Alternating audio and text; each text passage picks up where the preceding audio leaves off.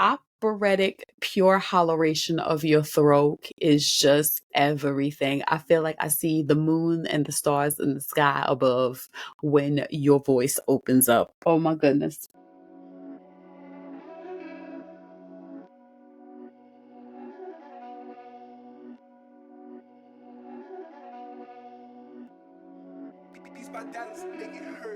Hello, welcome to the Pitchy Podcast. I am your host, Stephanie. You might see somebody is missing if you are a regular around these Pitchy Podcast parts. I'll get to that in a minute. Here on the Pitchy Podcast, we are passionate about a good music and a great vocal. We'll use the vehicle of NBC's The Voice to give you our takes on each contestant.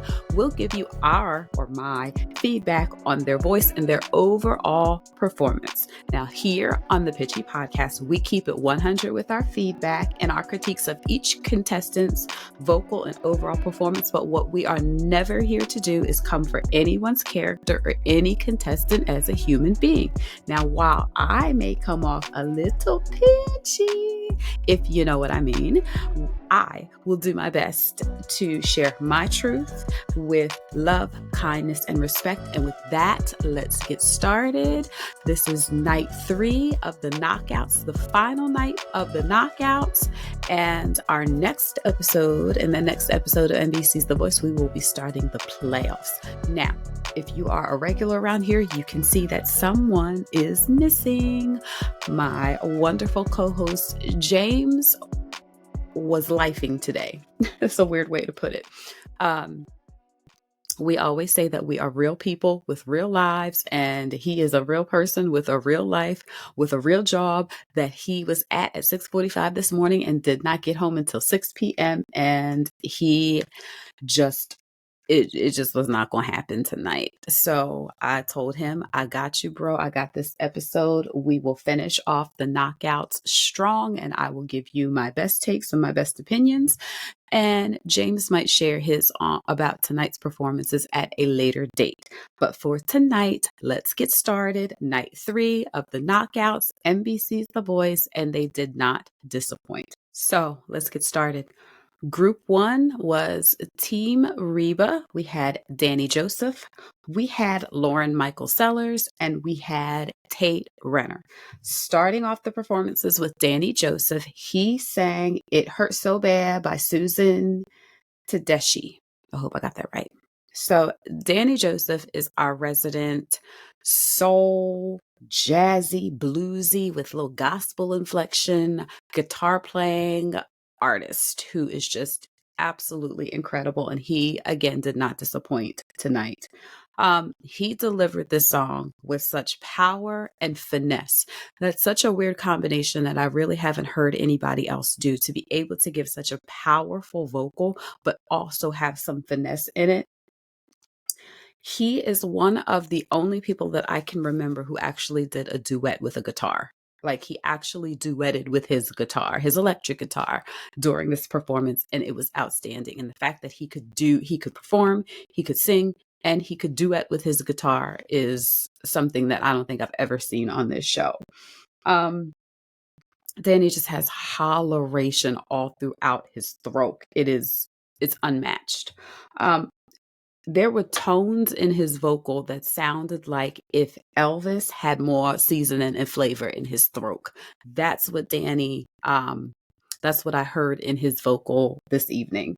And there are so many layers and textures to his voice. He has like the straight holleration, but then he has the bluesy feel, but then he has a gospely feel, and then he has like a finesse runny feel. Like, for a voice like his that can seem one note, there actually are a lot of layers to his vocal, and I was glad that we got to hear that tonight. This is my question about Danny, because I will admit that I don't remember his blind. No, I do remember his blind, because he whatever the first line of his blind was, I can remember reacting to it and saying, "You meant that." But what I wonder about Danny's vocal is if he does have a more vulnerable, and we've seen touches of vulnerable, but I mean vocally, can it take on a more vulnerable, quiet character? Because every song that I can remember from Danny has been straight up holleration without necessarily going down into that quiet space. So I'm wondering if his voice, I'm sure in some aspect or another, his voice has that. And I think that his voice is such a powerful instrument that we want to hear the holleration, but it's just a wonder to see if he has that more quiet part to his vocal as well. Overall, incredible job. Exactly what we want to see from a Danny Joseph performance. So next was Lauren Michael Sellers, and she sang Hold On to Me by Lauren Daigle. I know this song, and I was really excited to hear Lauren sing this song. First of all, I want to say, sis, we see you and we hear you. We see you. And we hear you. Lauren has such a cool mix of an angelic yet rich voice. And it is anointed. James wanted me to tell you that he actually called me and he was watching some of the performances kind of going in and out of sleep. And I was like, brother, you just need to go to sleep. But one of the things that he did say that kind of kept him awake was Lauren's vocal on this song tonight, and he said that her voice is 1000% anointed, and I 1000% agree. When Lauren sings, it sounds like she's singing for all of us, and the way that she sings is so relatable. I guess I'll just speak for me. And it seems like the coaches as well, are really able to easily connect with her. And that is such an incredible quality to have as not only a singer, but a singer that is choosing to sing these spiritually led songs. You have to be able to connect with your audience because you bring them in to point them upwards. And that is exactly what Lauren Michael does. Now, let's not get it twisted. She got straight holleration in her throat as well. And we heard that. And there was a point in the performance where Gwen was just like, oh my God, like all of them were just like, oh my gosh, because that holleration all in her throat just stunned everybody. Stage seems like home for Lauren. Like, she is somebody who looks so natural on stage. And there were a couple folk tonight that looked so natural on stage, like their movements, the way that they looked, the way that they moved their bodies, everything looked natural. It didn't look like, okay, arm here, body here, look here. It didn't look like, everything just flowed when Lauren was on stage. Along with the holleration, there's also just this quiet vulnerability that is so beautiful. Um, there was a part during the performance where Snoop turned to Reba and said, she called Reba. Now, just in case folk don't know what that means that there are some sneaky elements to Lauren's vocal that you might not expect, but she'll whip them out and she will knock you over with them. And they are unexpected surprises that just kind of make you say, whoa, like I was explaining before. And that's what Snoop meant. It's like uh she has a lot of tools in her tool belt, and she knows how her vocal tool belt, and she knows how to use them. So that's kind of what Snoop meant by that. And I also really like the comment that I believe Snoop made, and he said that she is like an instrument within the music, which I totally agree. And I forget who it was, whether it was Michael or somebody else said that, even with her hands, it was like she was directing the band and being like a leader on that stage, which we all know that if she is not currently, she need to be in somebody's church being a worship leader. So well done, Lauren. Our last artist was Tate Renner, and he sang In Color by Jamie Johnson. Now, This is Tate, Mr. Hurricane in his throat voice. I believe his single is out right now. Go get it, go stream it. There is just this deep, rich quality to Tate's voice.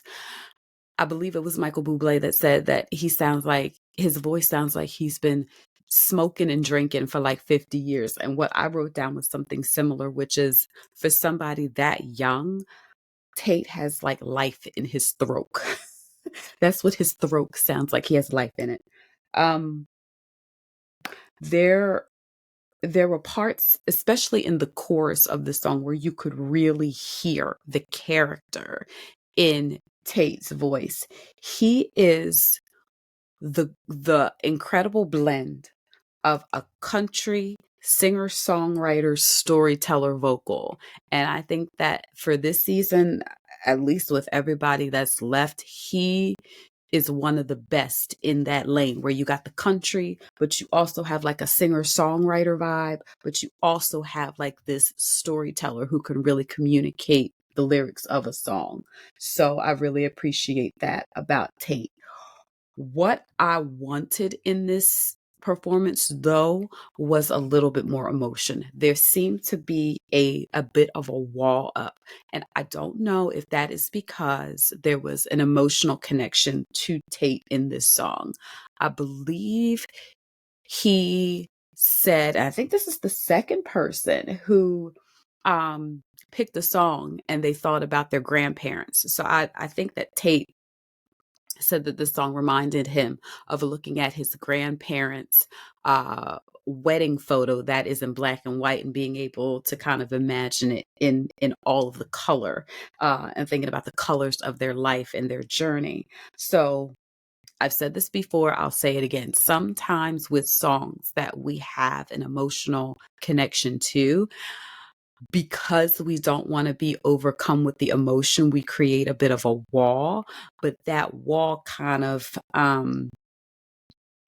stops or contains either the facial expressions or the body physical connections and emotions that we want to see in the performance. So although I did think that Tate communicated the song well, I felt like I wanted to see a little bit more emotion, particularly in his face.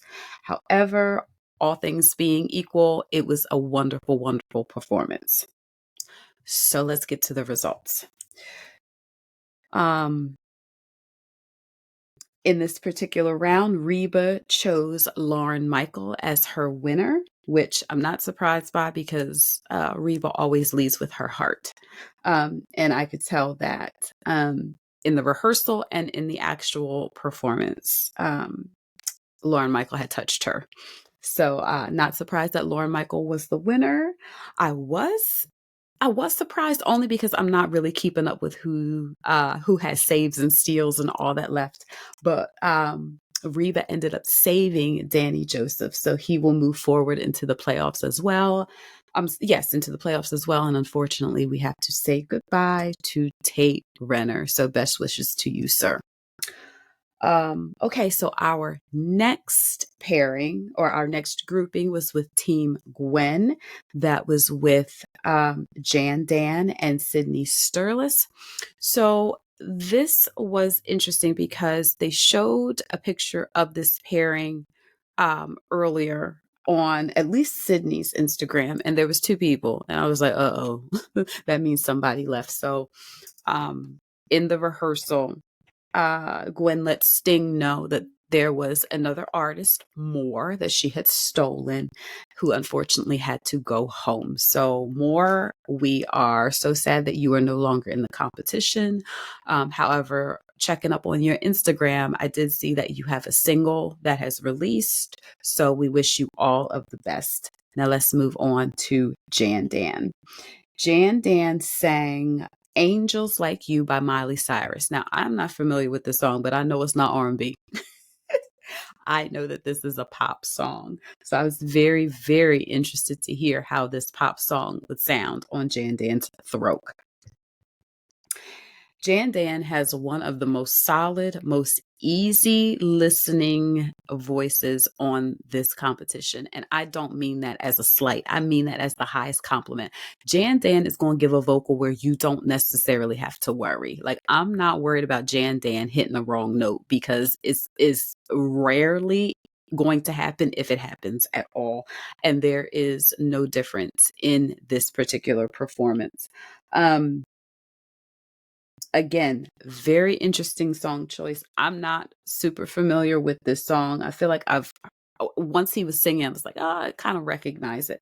But I thought that he communicated the lyrics well. I thought that it was great to hear the holleration in his throat. And it was just a really tight performance. It was really cool. Um, the one thing that I would say, which is something that Gwen talked about with him too, is that there's a little bit of stiffness on the stage. It's not as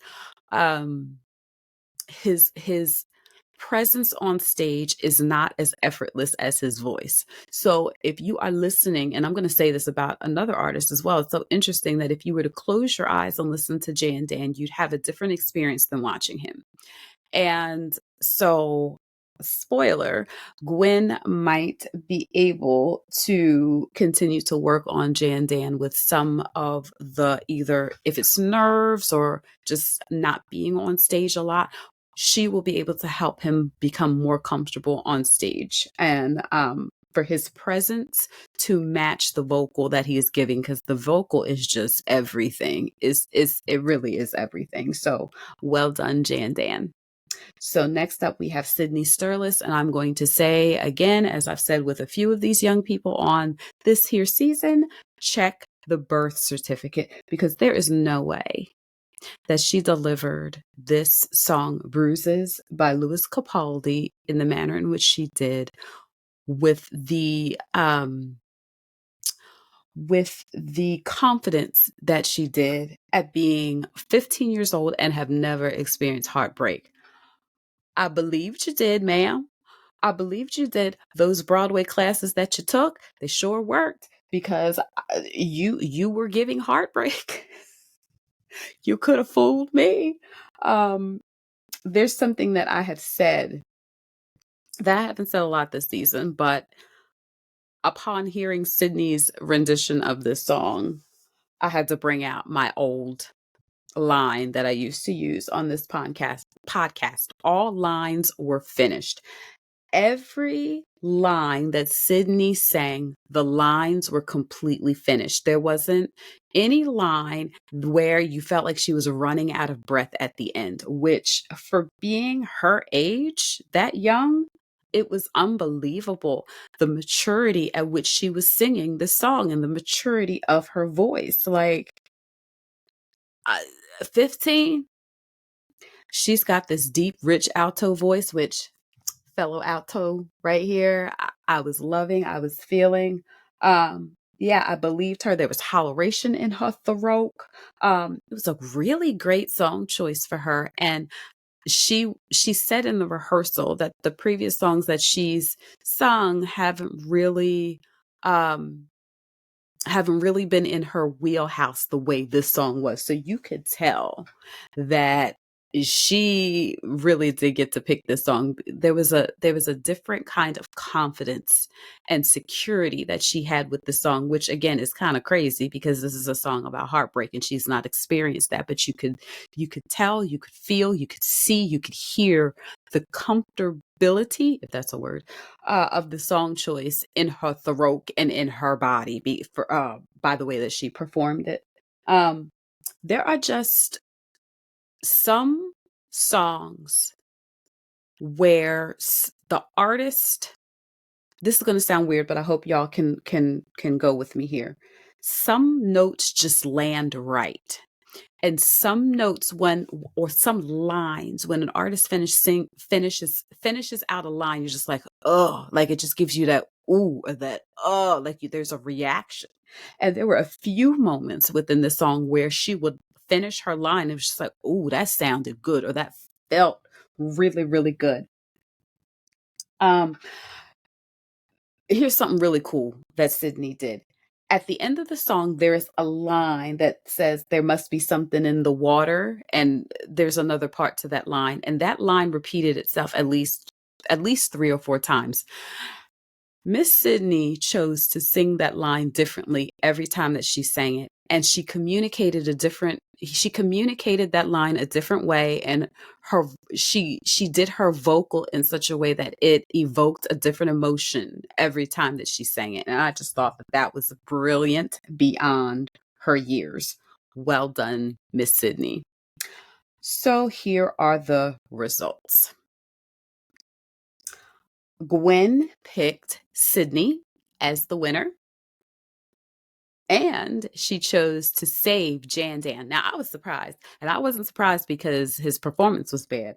I was surprised because, again, I have not been keeping up the way I should be keeping up with who has a save, who has a steal left, and I forgot that Gwen had a save left. So I was really, really, really glad that she was able to follow through on some of the feedback that she gave to Jan Dan about being able to help him with his stage presence that is going to make his overall performance that much more incredible. So congratulations to both Sydney and Jan Dan for making it into the playoffs.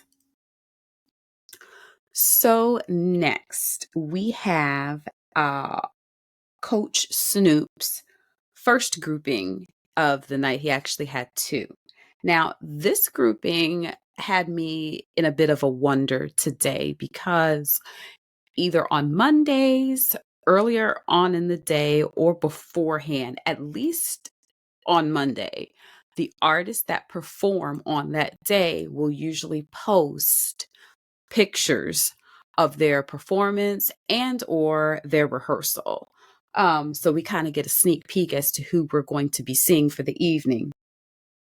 Now, I knew this was the last night of knockouts, and I knew that I didn't see Aliyah or Mary or Georgia in a knockout yet, but I sure wasn't seeing them posting anything early on Monday about their outfits, what they were wearing, any rehearsal photos or any performance photos. So I was like, something is up.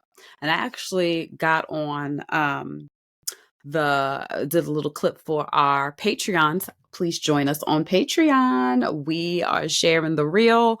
We share our insights about what we are seeing or not seeing. Something feels or seems weird on The Voice. That is where we share it on our Patreon. So make sure you are joining us for $5 a month. I was sharing with the Patreon, something don't feel right because they have not posted, and I know that they have to go tonight. So what ended up happening was that this ended up being not a quick clip. It was more of a MIDI clip. This is, sorry if y'all hear the noise in the background. Car going by, very loud car. They annoy me.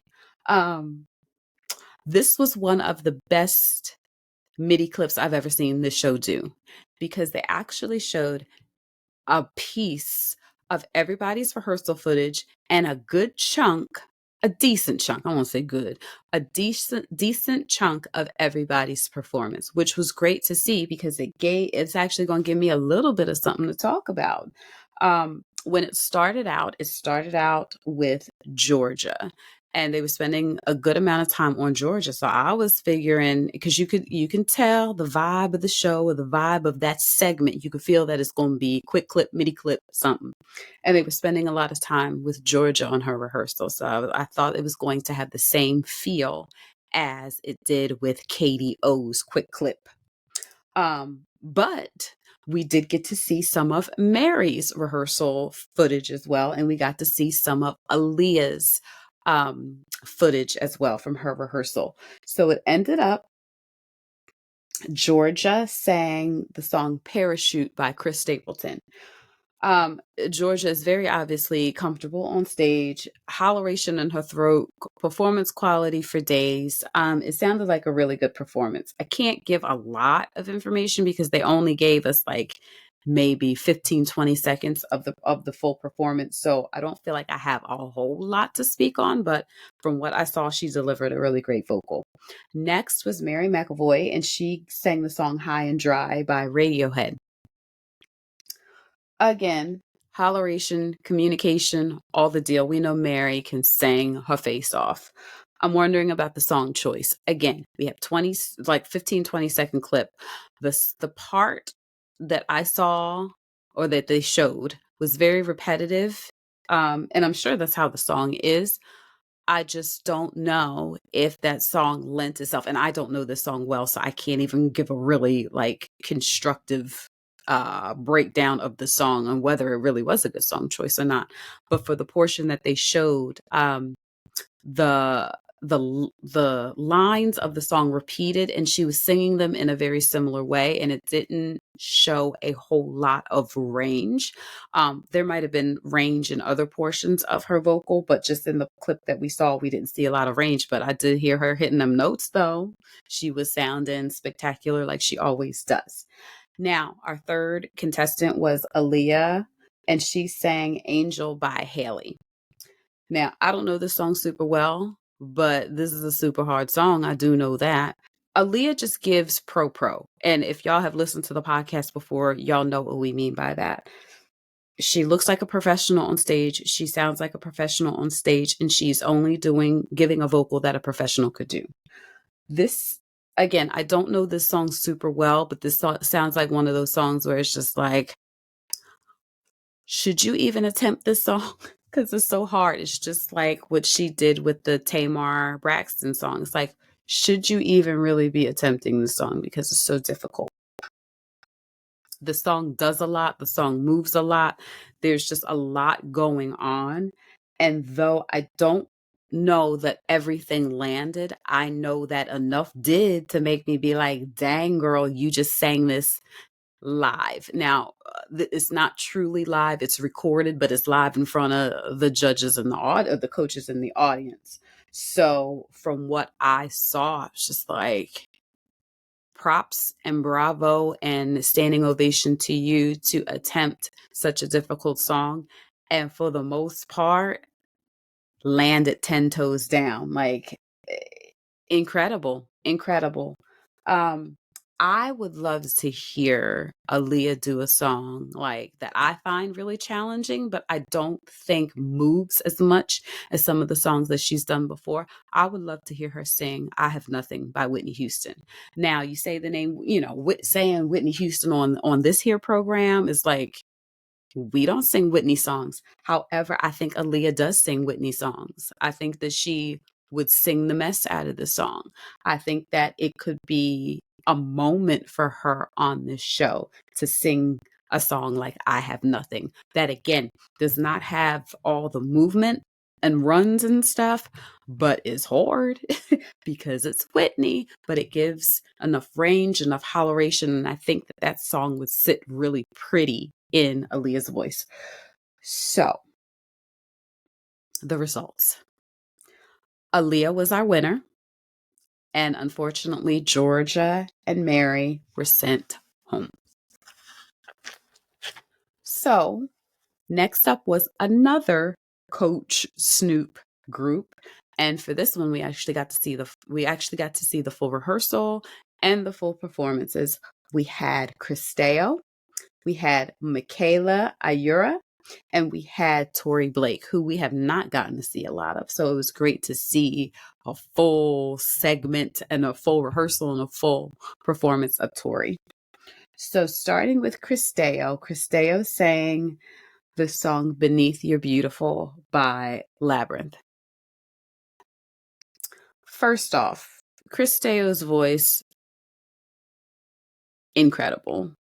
Like, there's this angelic lightness, but also this confident power in her voice. Like, it's such a weird, wonderful, magical, beautiful blend of vocal that she gives. There's also a real maturity to her voice and her performance quality.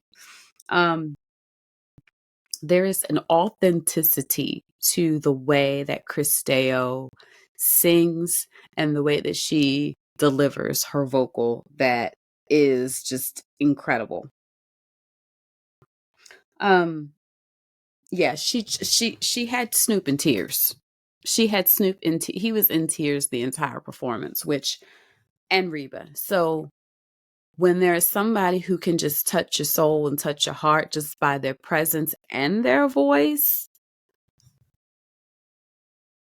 that is a really special, unique quality that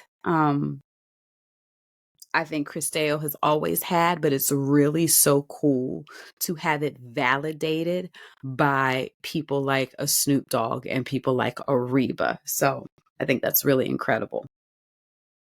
Here's my issue with the song, and it's with the song, it is not with the vocal. I don't know this song well. I do know it a bit better than some of the other songs that I didn't know well tonight. I know the angle at which ChrisDeo was taking the song. A very innocent angle, a very much the angle of looking at a person and saying, I know that there's so much more underneath of who you might portray to be. Like there's so much more that you have to offer that you might not be sharing for whatever reason. I will say that the lyrics of this song may suggest a different angle. And that part of it, I was a little uncomfortable with because, again, not knowing the song well, but when I listen to this particular song, I take it at a different, more mature, more adult angle than the angle that ChrisDeo took it. And I'm glad that she didn't change the words or anything, but you could tell the spirit in which she was singing the song. I've always heard the song in a different spirit, if y'all know what I mean. And especially y'all that know this song, let me know in the comments if what I'm saying is ringing true about this song, because in me thinking about this song in a particular way, I was a little bit uncomfortable with her singing this song. The only thing that made me comfortable with it was her delivery. And I could be completely off base by what I'm saying. I just hear the lyrics, some of these lyrics to this song that suggest a different tone and a different angle that they're taking. So let me know what y'all think. Next up was Mikaela, and she sang "Scars to Your Beautiful" by Aliyah Cara. Now this was the song that I knew. I know this song. I was like, oh, I know this song. Okay. Mikaela. Oh my God. Like her vocal is so good. It's such a great vocal. Oh my goodness. You could tell that there is a theater or performance background by the way that she sings and the way that she moves on stage. She is a star on that stage. Like she literally lights up the stage. Like the wattage on the light bulbs that are shining down get brighter when Mikaela is on the stage. That's how it feels. There was a portion of this song that moved her into a really beautiful, vulnerable space in her throat that I was like, "Ooh, she's got that too." Because a lot of this song, she was kind of doing more in the holleration part of her throat, which she then did that again at the end. But that really beautiful, vulnerable spot in her vocal was just like really warm and just really that's where I connected with Mikaela's performance the best. This song is really hard. Aliyah Cara has some really difficult songs. She has the other one, Here, that's really difficult. An artist did that a few years ago or for a few seasons ago on The Voice. I was like, this is hard stuff. It might sound easy, but if you try to sing it, it's really quite difficult. So way to go to Mikaela for delivering this song in such a beautiful way. The one thing that I would suggest is that it feels like, and I know if y'all are listening, y'all can't see me, but I'm touching the bridge of my nose and like up to my forehead. It feels like, and this is just to my ear, this may not even be true. To my ear, it sounds like Mikaela is singing a lot through the bridge of her nose and into her head, which is keeping all that air up and in her throat. So if you're singing like that, which is how I tend to sing, but it doesn't sound in the same texture. When Mikaela, and if Mikaela is singing in that upward or forward space in her voice, then that means that she is not accessing all of the breath that is down in her belly. And it makes some of her vocals sound a little bit thinner and a little bit more nasally than I think her vocal could actually sound if she was breathing from her belly and her diaphragm. So and with some of the notes in the song, there were some spots and some spaces where it felt like the notes were not as supported as they could be. And that could be because the breath support is coming from the throat instead of coming from the belly. So that is the one thing that that's the one piece of advice that I would give Mikaela. Otherwise, incredible job. So next, we got to hear Miss Torre Blake. And Torre gave us a song that was very unexpected. She sang Slow Burn by Casey Musgraves. Just so y'all are clear, this is a country song. And Torre isn't really a country artist. However, she wanted to explore a different part of her voice, not even necessarily a different part of her voice, just she wanted to place her voice in a different genre and see how it works. I actually thought that it was really beautiful. There's an interesting quality to Tori's voice that is it's interesting because Snoop, I believe, brought up the artist Sade, who has a very similar quality to Tori's voice, which is very kind of breathy. Their voices are very breathy. There's not a whole lot of range. And to be fair, I don't know how much range Tori really has in her vocal because we have not gotten to see a whole lot of Torre. I believe we saw her full blind, maybe. We did not get to see her battle. So this is only the second time that we've truly gotten to see Torre. And for this song, there is not a lot of range in the song. So it was difficult to really get a good grasp of how much range her voice has. And her vocal stayed pretty much at the same volume, if you will. There was not a lot of differentiation of dynamics within her vocal. It all kind of stayed in this really beautiful, soothing tone and volume and dynamic, which Gwen was a really huge fan of. I forget how she worded it, but I think she said something to the effect of like, as an artist, Torre was my favorite tonight because of the way her voice sounded. And I agree. Like, I really, really like the tone of Tori's voice, excuse me. Yeah, there's a breathy deliciousness to her voice that I could listen to for a long time. Sade is one of my favorite artists. So since Tori's voice is very much like that, I really, really like Tori's voice. I just don't know if a voice like Tori's can make enough impact on a show like this because of the lack that I heard, at least with this song choice, of dynamics in the vocal itself and in the song. But I really love the fact that Torre decided to do something outside of the box. And I actually thought that the song sounded really, really great in her throat. So well done for taking a risk, taking a chance, doing something out of the box, because I really think that it was a lovely performance. So here are our results for this knockout. So Snoop decided to pick Mikaela as his winner. And she was shocked, y'all. She was shocked. She was Miss America, Miss Universe, Miss USA, like shocked. She had that shocked look on her face.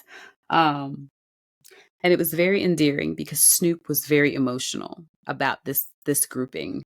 He was so distraught at the fact that he could only pick one of them. And had to send the other two home. So ChrisDeo went home and Torre went home.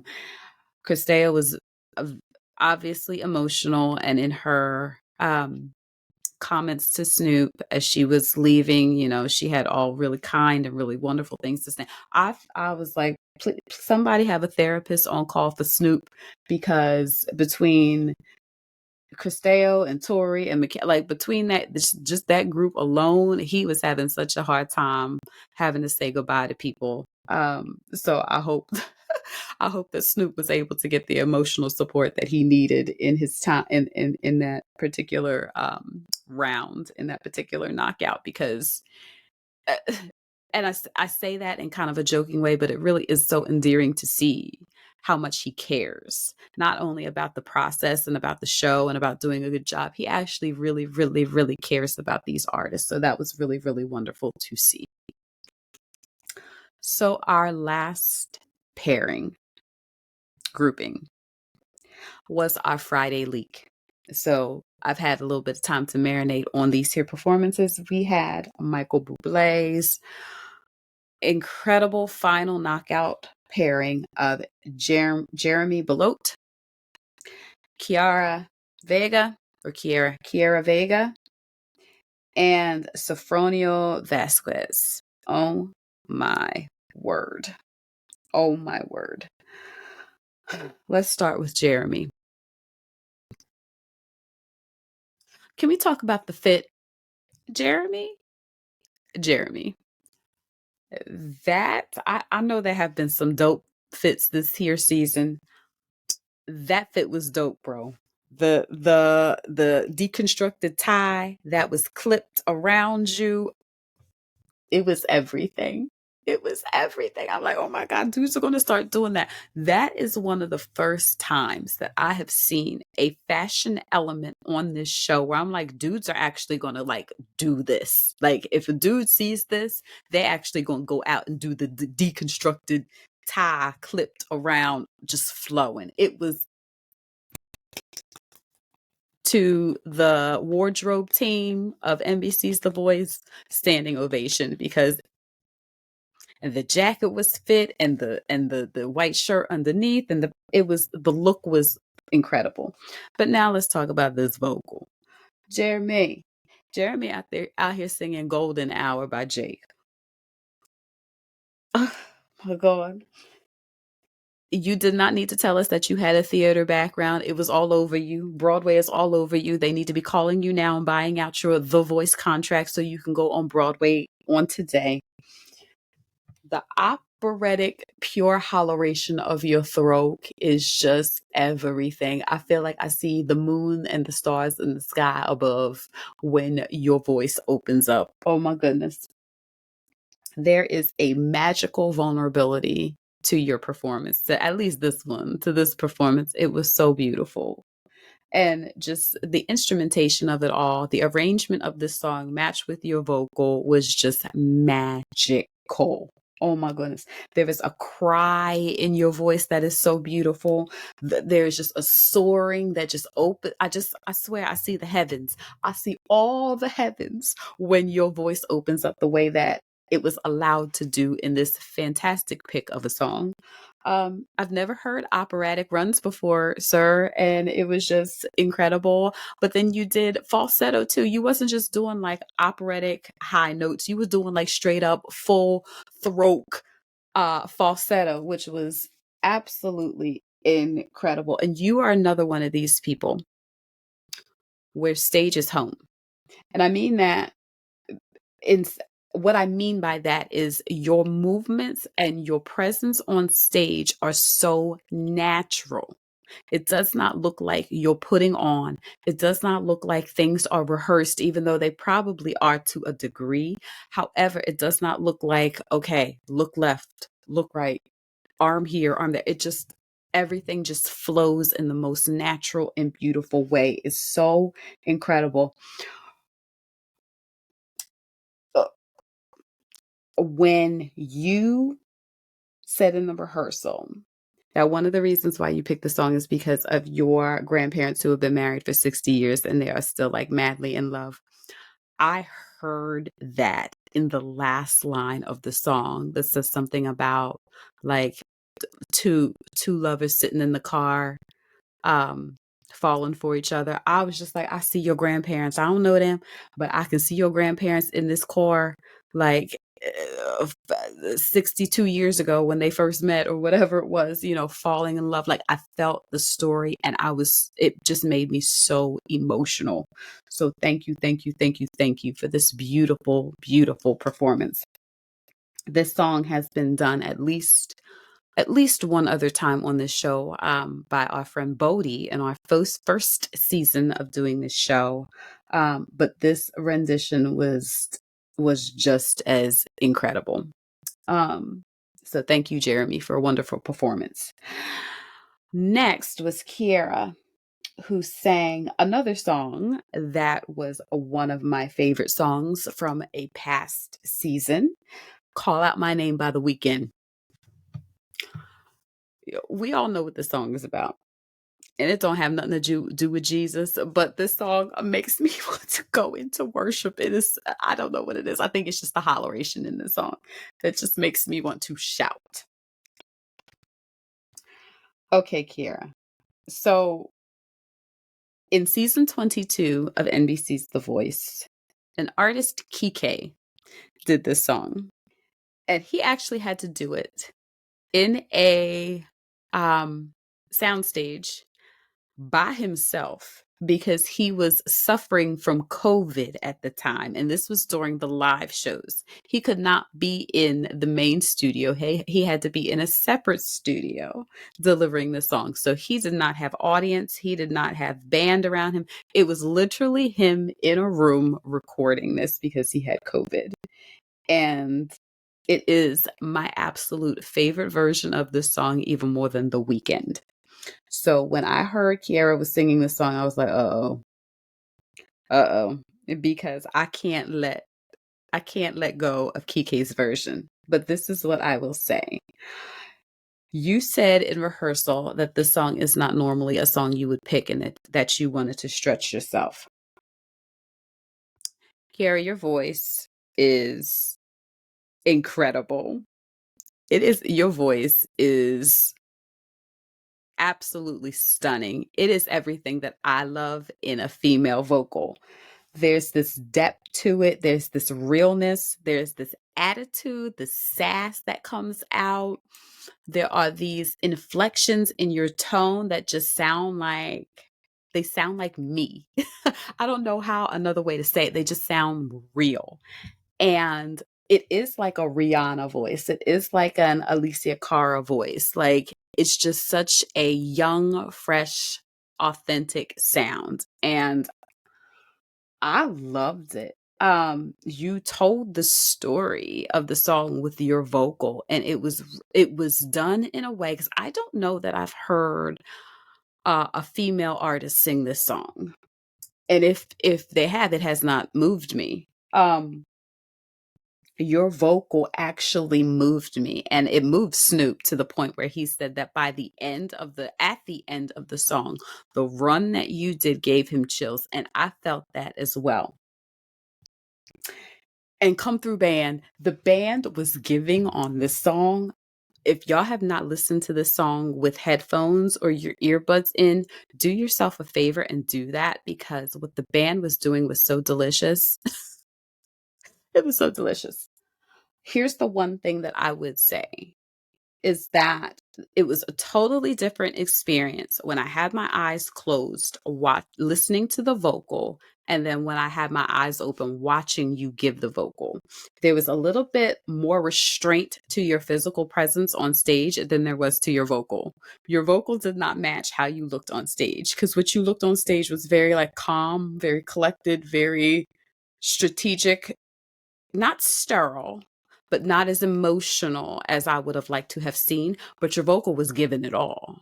Your vocal was giving it all. So it was an interesting dichotomy to watch this performance, because presence wise, I wanted a little bit more, but vocally, I was like, wait, but like a close by, I'm like, but she is hollering this thing down when she's hollering this thing down. So wonderful job on a song that I love, and an artist from, again, a previous season who just slayed the song. I think you did an amazing job with it too. Last up was our friend Sofronio singing "You Don't Have to Say You Love Me" by Dusty Springfield. It's another Dusty Springfield song that we've had this season. At first, I, I do not know this song. And I was wondering about the pick of the song, but Sofronio shared that this is one of the first songs that he ever auditioned with. So I can see the connection with it, with this song. I was saying Jesus during the rehearsal. This is why Jennifer Hudson was throwing shoes, because the vocal is just unmatched. The vocal is just unmatched. Now, I will say at the top that this song choice is not my favorite, because I think there is an element of the song, if you don't know it, where there's like a lot of the instrumentation at the beginning is like bam, and then it gives you vulnerable, which I was cool with.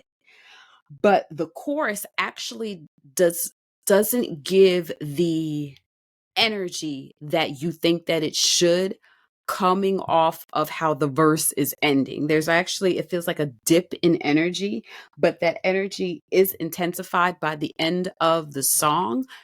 The song just took a weird shape for me. That's where my criticism ends, because the vocal was just masterclass. The performance was just masterclass. Stage is home for Sofronio. It was just an incredible, like, the things you can do with your voice is just crazy. It's just crazy, crazy, crazy, crazy. Like, you are so gifted. You are a singer. You are a singer. This is why Jennifer Hudson threw her shoe at you, because the vocal is just unmatched. It's undeniable. There's nothing to talk about. It's just, the only thing to talk about is what's he gonna sing next week, because you know you moving through. You know you moving through. So the only thing is, what we gonna get next? Are we actually gonna get a little Bruno Mars? Can we get some Bruno? I would love to. Um, yeah, there's just nothing to talk about the vocal, because all we're going to spend time doing is just talking about all the many ways of how absolutely incredible the vocal is, and your father would be so immensely proud. So let's go ahead to the results. This was a tough one, y'all, and we was left with the cliffhanger because they're not going to tell us on the Friday leak. So the winner of this knockout was Sofronio, which I was not surprised at all. Michael Bublé, love him some Sofronio. And again, the vocal, hello, but you have Kiara and you have Jeremy, who also gave an incredible vocal. So it's like, what you gonna do? Jeremy was stolen by Coach Snoop, and unfortunately, Kiara was sent home. So that's how that shook out. It was a good episode. While there were songs that I did not know, there were performances that were just really, really great tonight. It was a really great way to end the knockouts. Okay, so tomorrow's episode is going to be the start of the playoffs. Each team has 5 contestants moving through to the playoffs, and they are only going to pick 2. I think they only get to pick 2. I think it's only 8 people going to the lives. I think it's a shorter lives this year. So, yeah, it's going to be whittled down from 5 to 2. What we did see is it's looking like each episode of the playoffs, let me just talk about tomorrow night. Tomorrow night seems like it's going to be Gwen's night, and her mega mentor is going to be Machine Gun Kelly, MGK. I'm very interested on his feedback, because I don't know enough about him as an artist. I did see him randomly on, what's that show with Neve? Catfish. He was on a Catfish with Neve as his guest host, and I did like him a lot on there as a person. So I think personality wise, he's going to be really good on this show. I'm just really interested on his musical feedback. So that'll be cool to see. So I hope you guys choose to tune into our next episode where we talk about these playoffs. I'm really curious, because we're getting down to it now. So I'm really interested in song choice and seeing what our artists have to offer. But until then, let me give you all that you need to know. So don't forget to follow and subscribe on the Pitchy Podcast on your favorite podcast platform so you can be the first to know when we drop a new episode. Also, check us out on YouTube. Search for The Pitchy Podcast and hit that subscribe button so you know when we drop a new video. Also, don't forget to follow us on Instagram and TikTok at The Pitchy Podcast for new episode alerts, episode clips, and so much more. And last, remember, we are on Patreon. Want to hear the inside scoop? Well, we don't really have any inside scoop on why, but when I figure that there's something that might be going on fishy about this show, like I did with the first Snoop pairing, I let my Patreons know. We have other content within the main feed episode about who we would have chosen as our winner, who we would have stolen if we were the coaches. We have all different kinds of content for you there. So please sign up for our Patreon. You can find information on the Patreon highlight in our IG page. You can find information on the Linktree link in our IG bio. And always, you can find information about Patreon in the show notes below. $5 a month. Can't beat it. If you love us, you will love the $5 Patreon content. So thanks for joining me today, guys. And I hope that you have a wonderful day. And hopefully we will see James on the next episode because I like doing this better with him than just by myself. But it was cool getting to talk to you all. Have a great day. Bye-bye.